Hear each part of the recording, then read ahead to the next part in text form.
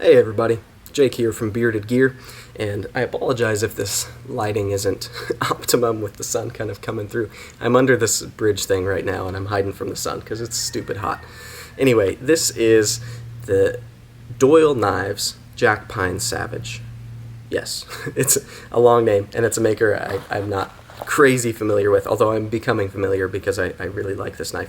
But I'm ready to do my full review on this piece. This knife was loaned to me by my buddy Jason from the Millie PM2 Para3 club. He's the one who runs their YouTube, which will be linked down below, and he's one of the founders of that club, and just a genuinely good guy and someone that I'm glad I've been able to become friends with. And I've had the opportunity to send him a couple of knives to check out. He's sent me a few knives to check out, and this is one of the most recent ones, and it's just been really intriguing to experience. So this is a maker, Doyle Knives, who frankly I had heard of and I'd seen in my peripheral a few times. I'd seen people post photos of his knives, but I'd never really paid much attention to him. Not because I don't think his knives look good or anything, but there are a lot of makers out there these days and a lot of knives, and on Instagram a lot of the time I'm scrolling relatively quick, and so there are plenty of makers yet to be kind of discovered by me like Doyle Knives. But I'm really glad I got to experience this knife firsthand, because the impression, I already liked his knives in photos, and when Jason had sent me a picture of this knife, and I think he'd even sent me a video of him kind of fidgeting with it to show me the action, I thought it was gorgeous. But there's something different about actually holding a piece from a maker to experience what it really is in reality, and to have a tangible sense of it. And I'm really impressed with this knife, sincerely impressed. So the Jack Pine Savage is, in my opinion, kind of a traditional pattern.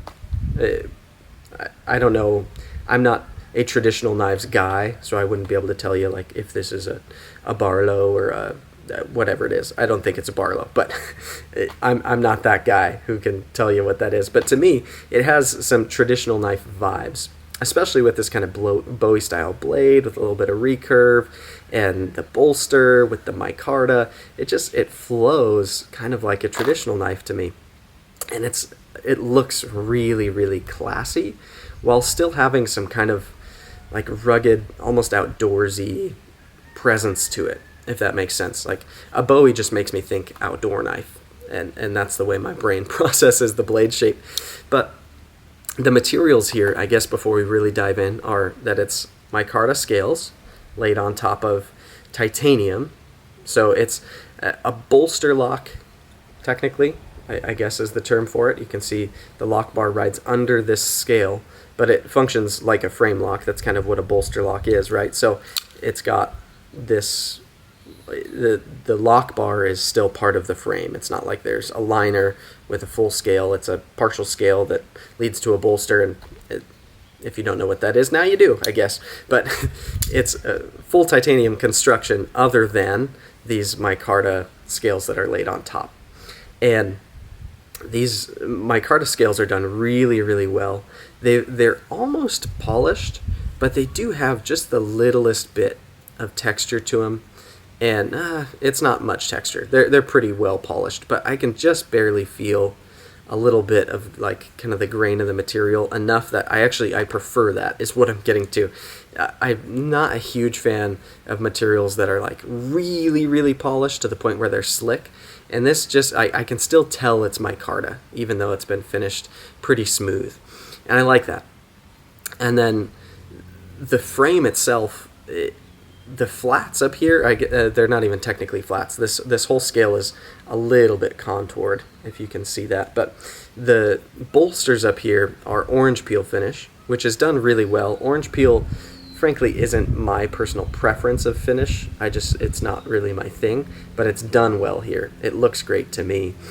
And then the rest of the frame, all around the edges, and even onto the back spacer, and onto the thumb disc, frankly, is what I would call kind of a crushed ice finish. I feel like I've seen it referred to as that before. I don't know if that's specifically what Doyle Knives calls it, but it's this crackly, I assume it had to have been done by Dremel. If I'm really trying to get analytical of how I imagine they were able to accomplish it, it's just like dimpled finely, and then the anodization has this sheen to it on here. It's got this really nice shine, and it's just really cool because the orange peel on the flats of the bolster, it has this nice kind of matte tone, and it's got a little bit of depth to it because of the orange peeling, but then you flip it to where you can see the edges, and it pops in a cool way, and I like that about it quite a bit. It's not a finish I would ever really pick for myself, I don't think. It's a little too flashy for my tastes, but I appreciate it in hand. I mean, it's you can't deny the quality of it when you're holding this knife. And then the pocket clip as well has the same kind of orange peel finish, same blue anodization as the bolsters do up here. And even the hardware on this knife is anodized to match, and it's really nice. I'm assuming titanium hardware. In fact, I'm almost positive it's titanium hardware because they've matched the anodization, and it just has the appearance of being titanium. So that's the handles, right, and the clip. And then the blade is M390, and we've got this really nice kind of hand-rubbed flat, and then the grinds are a dark acid stonewash. And you've probably heard me say before, if you've watched many of my videos, I'm not a huge acid stonewash fan. I just generally, on the knives that I buy, I have found the ones that I've had that are acid stonewashed actually show use quicker for me in the way that I cut things than a satin blade does. And so not only does, I think, satin for my uses hide the wear a little better than the acid stonewash does, but also I just prefer the like kind of clean look of satin knives, especially when you can see the grinds, and there's something about that to me. But again, kind of like the finishing all over this knife, I appreciate how well done it is here. It's a gorgeous acid stonewash if you're gonna do an acid stonewash, and I like how dark he was able to get it. Sometimes I feel like it throws me off when people do an acid stonewash but they leave it kind of light. To me, I feel like it makes more sense to take it dark like this. It just has a presence to it. So those are our materials. We've got a whole bunch of titanium, and we've got M390. We've got a little bit of micarta too, and I like all those materials. I'm not complaining about anything here on this knife material wise. And then the thumb disc is something I think I should mention as well. I'm a holes over studs kind of guy. Obviously in that equation, thumb discs aren't even in it. Some knives that I've experienced with thumb studs, all being either Emerson's or production versions of Emerson's made by Kershaw or Zero Tolerance. I feel like thumb discs work for me. I've never been against them, but I also haven't felt like they really make a knife better compared to other deployment methods. This one, however, I just feel like the thumb disc suits it so well, because as you can see, middle finger flicking this knife is a dream. It works really, really well for middle finger flicking. Just the angle of this thumb disc and the way that it's got a little bit of kind of a cant to it compared to the scale here. It has the perfect kind of launch angle to just push this knife right past the detent, which is also dialed incredibly well, but it works so well with the angles we're playing with here, the detent, the bearings, all of it ties together, and I feel like the thumb disc was the right choice for this knife, which, like I said, on other knives I feel like I could take it or leave it. It doesn't necessarily add to it. This, I feel like it adds to it. It feels like the right deployment method for this knife. So let's talk about that detent a little more in depth. Sometimes I feel like knives cut corners on action by having a more firm detent than they really need to if they have the right tolerances and the bearings or washers are set up right and everything runs smooth. Then you don't need a super crisp detent. This one is crisp enough to hold the knife in. I can't shake it out, which is great. I prefer to not be able to shake a knife out. Does it always ruin a knife for me if I can? No, I don't have issues with that coming open in my pocket or anything like that. The way I carry knives, it's not really a problem for me, but this detent is definitely on the lighter end of the spectrum. If 10 is the most crisp and 1 is no detent at all, or I guess 0 would be no detent, then this is almost probably a 3 or a 4. But what's amazing is it's right on the line of, I feel like if it was any lighter, I'd be worried that this would shake out. And it's not. It doesn't shake out. So it's just crisp enough to keep the blade locked in, and even to kind of give it that pleasant, it sucks it in a little bit when it gets to the right spot. It really pulls its own blade back down. It's a well-tuned and placed detent, but if it was crisper, it wouldn't make this knife better. If it was firmer, I guess I should say. And on a lot of knives,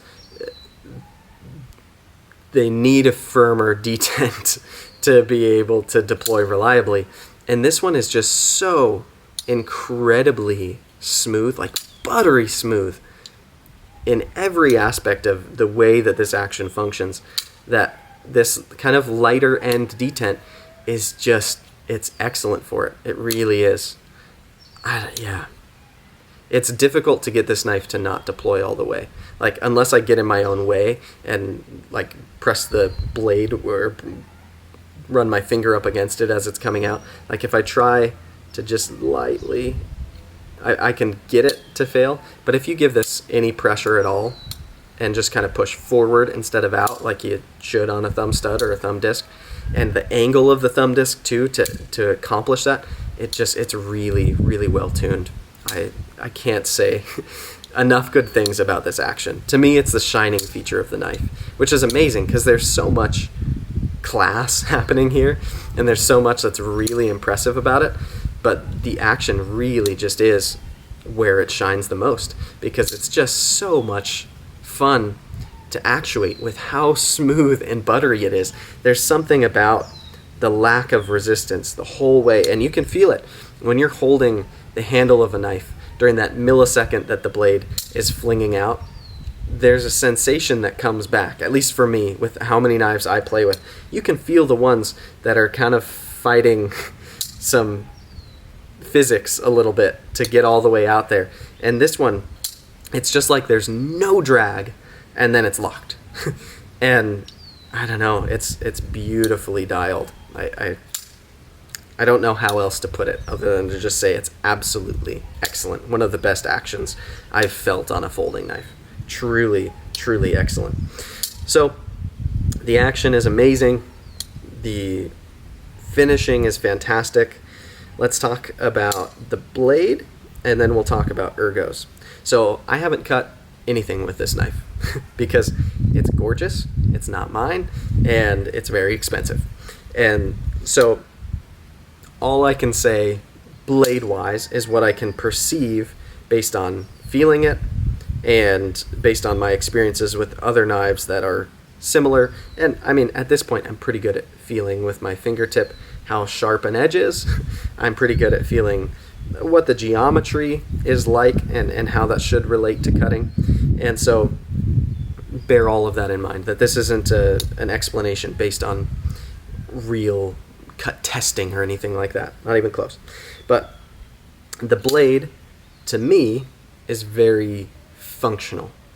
Recurve is it's a funny thing because I feel like it's a little bit polarizing. I see a lot of love and a lot of hate for recurves. I think a lot of the resistance towards recurves, it stems from people who don't like to sharpen them. And I don't blame them. It's not very fun to sharpen a recurve. It can be a little bit tricky. But in terms of how they cut, I find that I actually really like recurves, and the way that they kind of keep material right in that part of the blade while I'm cutting. Like if I'm passing through sheets of cardboard or something like that, and I'm making long through cuts, the way that they hold the material right in the sweet spot of the edge where I want to be cutting, it's really nice. And then it also gives you this belly here, right? So because we've got that recurve, we get more belly than we would otherwise, because the blade comes up and then it swoops back down, and this belly is a great thing too for other types of cutting. So it's nice to have both, right? We've got this nice section here where we can press through, and then we've got belly to make other types of cuts. And then the way that this comes up with this kind of Bowie tip, or Bowie tip, I never know. Is it David Bowie or David Bowie? Anyway, the way that it comes up almost like a Persian with this curve because of that clip that we've got there, it's really a pokey little tip.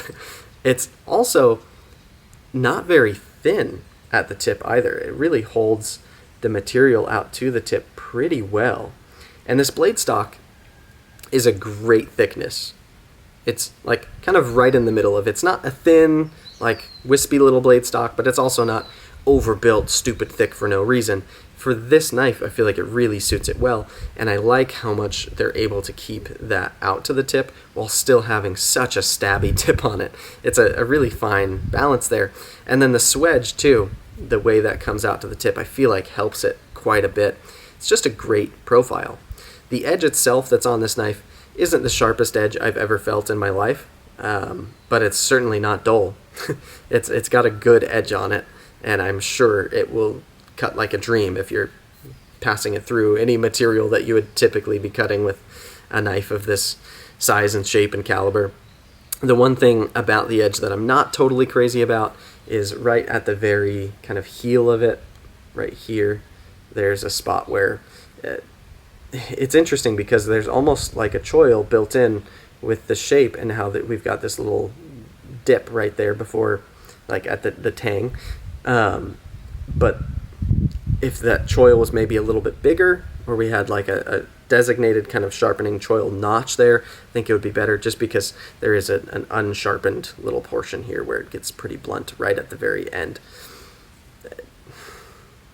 Yeah, that just kind of is what it is, because if you've got a choil there, then that's also not a sharp spot either. It's just empty space. But I don't know, I prefer to have a choil than to have like a heel like that. Anyway, not the worst thing ever, but it's there. So that's the blade. Let's talk ergos. The ergos on this knife largely are really, really good. You can probably tell just by looking at it that this is going to be a comfortable knife in hand. I mean, we've got a nice, smooth, contoured, very rounded, just pleasant handle shape here, right? There's nothing pokey or sharp or anything happening on this handle that'll cause it to be uncomfortable. And so the natural like placement of my hand is very good. I will say I hold the knife right here and it feels great, but if I come up just a little bit to where that lock bar is cut, there is just a little bit of a hot spot right there on that edge. Again, small nitpicky thing, and there could be way worse issues in my opinion, but it's not comfortable if my pointer finger lands right there. So I either have to choke back a little bit and just kind of avoid it by being slightly further back than I otherwise would, or if I choke up and put my finger all the way kind of forward on the bolster, then that spot lands between my two fingers and then it's comfortable again. So it's just about where I place my hands in reality, but it would be a little bit more pleasant if that was kind of, if that corner was knocked off a little bit, just because it is a little bit pokey. But yeah, so I guess that's a sufficient rundown of the knife. The reality is this is just a beautiful, beautiful piece. I was invited by Jason to Doyle Knives Facebook page, and I've been just kind of looking at some of his other builds as I've been fidgeting with this one on the couch a lot and just kind of taking it in. And he makes some incredible knives. He's got a couple of different models from what I've seen, and his work is just really impressive. And this is a good reflection of the caliber of his work. So one of these days I may find myself making a significant financial decision and buying one for myself. But in the meantime, I've been really stoked to get to check this one out. If anyone told me that they were buying one of these, that this was a knife that they chose and sought out and were getting one, I would be excited for them and supportive of that decision. It's an excellent, excellent knife. And he seems like a cool maker. He's out of Michigan. I think he's just outside of Detroit, if I remember correctly. And so it's cool to see him doing this level of work. And he's somebody that I think if you haven't checked out, you should, because if you're like me and maybe you've like kind of seen him here and there, one or two of his knives on Instagram every now and then, but you've never really kind of given attention to him, I think he's someone really worth checking out for how fantastic this knife really is.